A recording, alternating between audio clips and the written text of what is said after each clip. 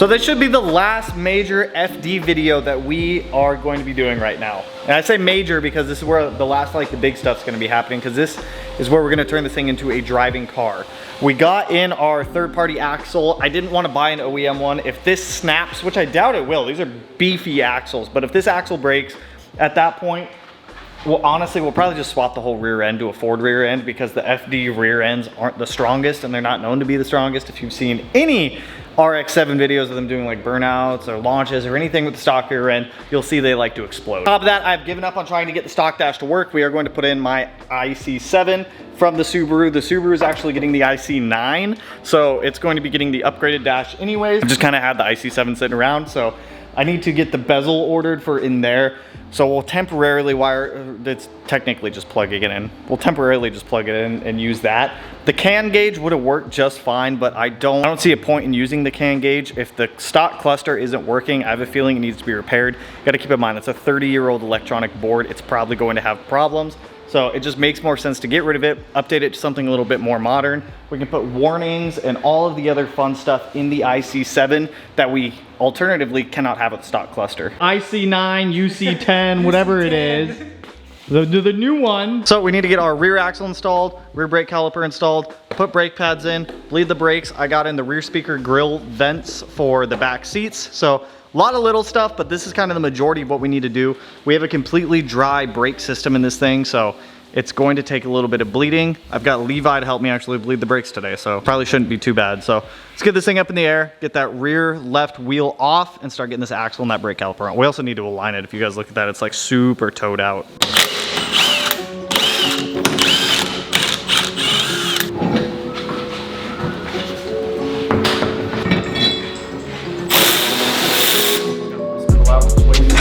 Last time. It's not going to go anywhere.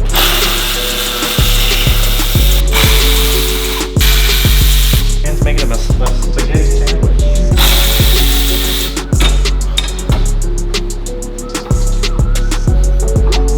You not had one stuck on that side before?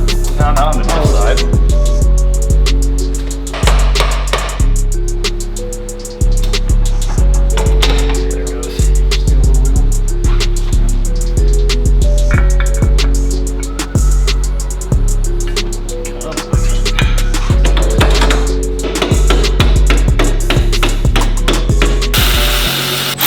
Have our new axle in. I need to tighten all this up still, get the brake rotor and all that cleaned up. While I do that, Levi is going to fill up the diff and get that filled up, so that way we've got some fluid in there to prep this thing for driving, because last thing you want to do is forget to put fluid in the diff, because that's not going to end well. These diffs are already a little bit fragile, and we don't want to make it more fragile. Okay, for the axle nut, it's going to be about 6 ugga-duggas.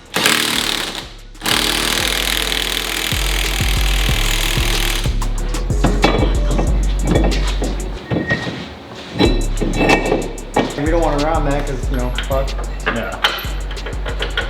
22? 22 is too small. 23? I don't have a 23. That's why. Who the fuck uses a 23? E-brake cable.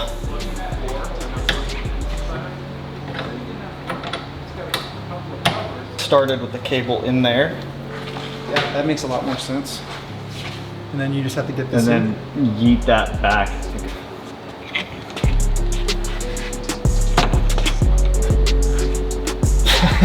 Rear axle in, the e-brakes hooked up, which those need to be adjusted, but we can't really mess with those until we bleed the brakes. Rear diff is filled up with fluid. So with bleeding a dry system like this, we're going to start the farthest away from the master cylinder. So that's going to be this rear right, then we're going to go rear left, and then front right outer, and then front right inner bleeders. Because we have a StopTech big brake kit on here, we have 2 bleeder valves per front caliper. So we're always going to do the outermost bleeder first and then the inner. So that way we can get the air kind of out of the outer, and it's going to suck it up through that little transfer tube on the bottom right there. So this should be interesting. We have manual brakes, so no brake booster. So this will be fun to drive. So we're going to go ahead and just get this thing filled up, get it bleeding. I have a vacuum pump somewhere. I got a vacuum pump right down there. So I'll have Levi sit in the car, pump the brakes as we fill it up, drain it, fill it up, bleed it, fill it up, bleed it, fill it up, bleed it until we get some working brakes on this thing. Your leg's about to be tired with manual brakes. It's gonna be fun. I should probably open up the brake bias so that way we can get fluid going to the rear.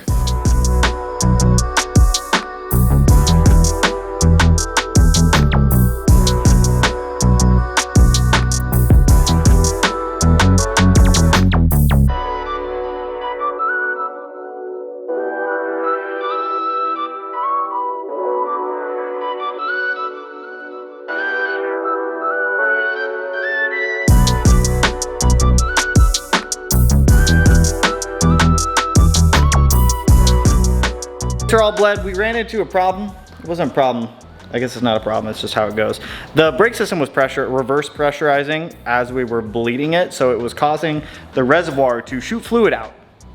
And in a panic, I ran over there to go start cleaning it up so that way brake fluid wasn't gonna eat our paint, because it's the last thing that obviously I want. So there were 2 leaks for brake fluid, but I got both those sealed up. One of them was the hard line in the back going to the soft line. I didn't tighten that one up. And apparently the hard line going to the soft line up front too. Thought I tightened that one up. I guess not. Doesn't matter. It's all tight now. We've got brake pressure. We actually need to put the caps back on all of them. Put all the bleeder caps back on the brakes. So we also hit the clutch while we were in there just to bleed the clutch one more time. Because when I did it by myself before, it worked, but it didn't like work, if that makes sense. Having somebody there to manually like pump the pedal makes life so much easier when it comes to bleeding that stuff. And you said that the clutch pedal did feel stiffer afterwards? A lot stiffer, yeah. So it's a win. We're gonna do a quick eyeball alignment on this thing, get the Haltech plugged into it, and I just wanna try to move it under its own power around the shop. It's not gonna run the best right now because we're still on a base tune, but that's all right. Let's do an eyeball alignment. Let's get the wheels somewhat pointing straight. We should be good there. Nope, 12. All right. I'm gonna spin it. Go slow. That's toe in. Is this one going in or out? It's not even moving. It doesn't need to go toe in or toe out. It needs to go toe out. Okay, so that's this way. I'll go a little bit more. Yeah, just like a hair more. Right there. Yeah. All right, I'm in the thick of it. Into the thick of it. Into the thick of it.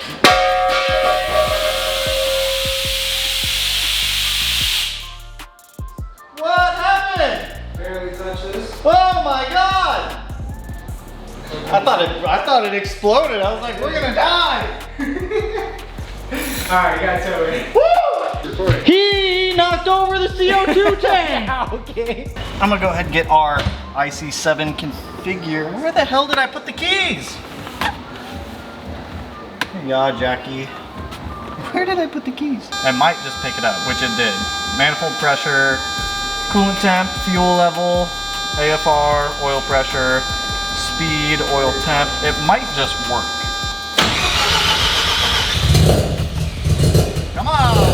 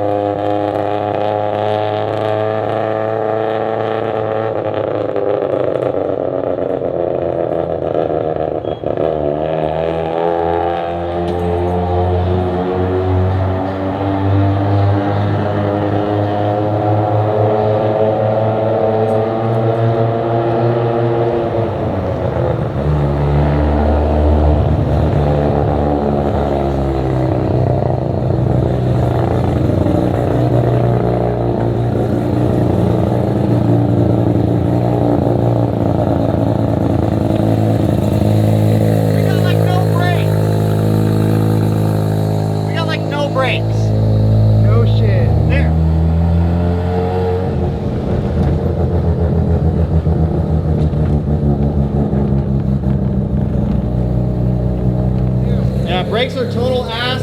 It feels like it wants to kind of walk around when driving, but it drives. Yeah, I think some of the suspension is still a little bit loose. It definitely feels like it still needs more. Where's the light? So I'm gonna let it run for a minute. Brakes feel like total ass in it. Clutch also feels like shit. Steering feels mid. Tune feels mid, but that's all right. This is just kind of like the first interim of it. Altec works, plugged right in. I'm just gonna kind of let it run for a minute. It's nice to see that we have working gauges, so I'm just gonna let it come up to temp before I shut it off. I don't want to shut it off too soon. With rotaries, you want to let them run. You don't want to turn off, start, turn off, start, turn off, start type situation. So she still needs more, as you guys can hear in the tune. Maybe we're just fucking crazy. Maybe, but I'd rather verify.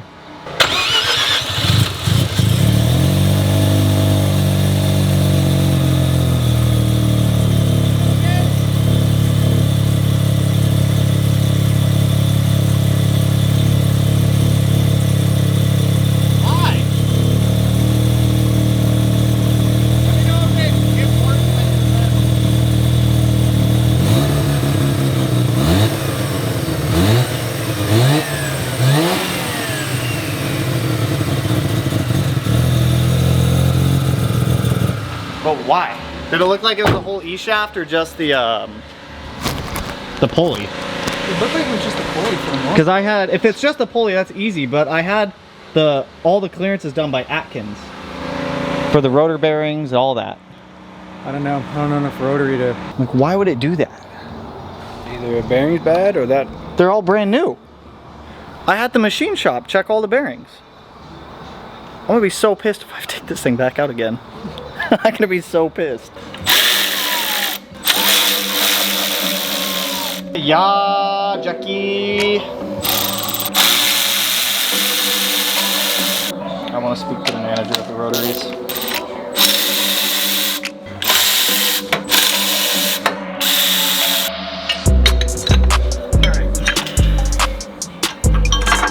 Those. It looks even too. But it was these that looked like they were. Yeah, those are the ones that look like they're...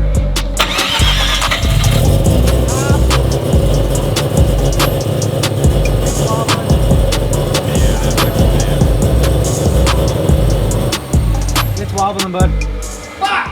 So I have some bad news, you guys. I'm putting this 2J in the RX7. I'm tired of the rotary problems. I'm joking, I'm not doing that. I did have a momentary lapse of judgment where I debated tossing this JZ into the FD. But in all seriousness and all realness, the engine has to come back out. We pulled the pulleys, we checked to make sure the pulleys weren't bent and all this other XYZ stuff.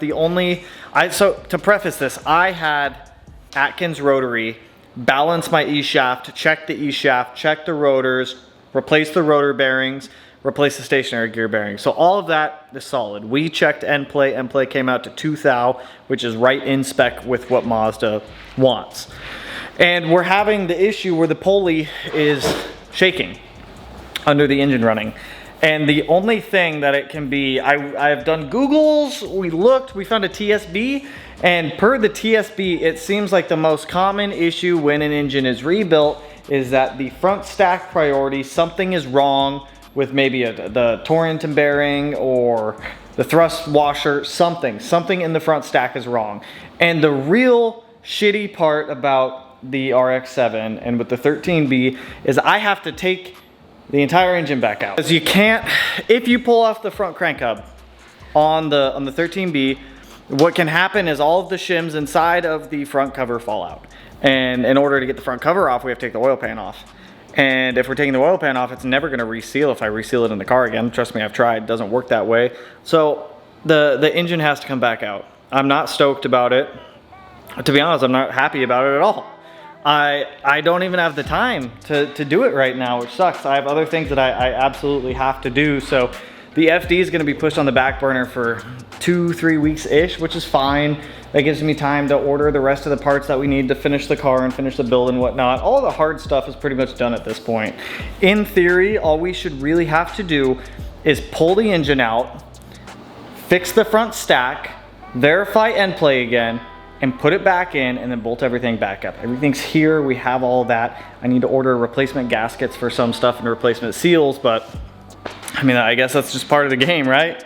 On the bright side, everything's already done. So it will literally just be replacing gasket seals, and double checking the front stack. For the front stack, I'm gonna order everything new. I'm gonna order a brand new front hub, brand new washers, spacer, the whole kit and caboodle. I'm just gonna buy it all. So that way, if I'm going back in there, I want this to be the last time I go back into this engine. The very last time, because I do not wanna keep doing this. And if the engine persists to have problems, I may or may not rethink the rotary at that point. No, Mel, no. All right, we will not rethink the rotary. We'll keep it in there. But you know, it's annoying. It's whatever. We've got the FD pushed in here. I'm obviously not gonna start it and run it right now with the issue that we're having. The brakes still feel terrible. The clutch still feels terrible. So I feel like there's a lot more bleeding that we have to do in that. So we'll wait for the rest of the parts to come in and then we'll jump back on the FD, but it does run, it does drive. We just have to kind of redo the front portion of it. So anyways, I think that's all I've got for you guys on this one. I've got the 911 up on the lift right now because I need to fix this car tomorrow. This car has a pretty nasty misfire and I'm hoping that we can get it sorted. My new coil packs show up for it tomorrow. And I would like to just have one of my fun cars working. Because like I said in the last video, none of them work. That makes me sad. I drive a Tacoma every day. I drive a slow Tacoma every day. It's comfy though, it's a good Tacoma, but it's slow. So if I can at least get the 911 working again, that'll hold me over. I've got a Subaru that I absolutely have to pull in. I have to get started on the Subaru this week. So Wednesday, I'm starting on the Subaru.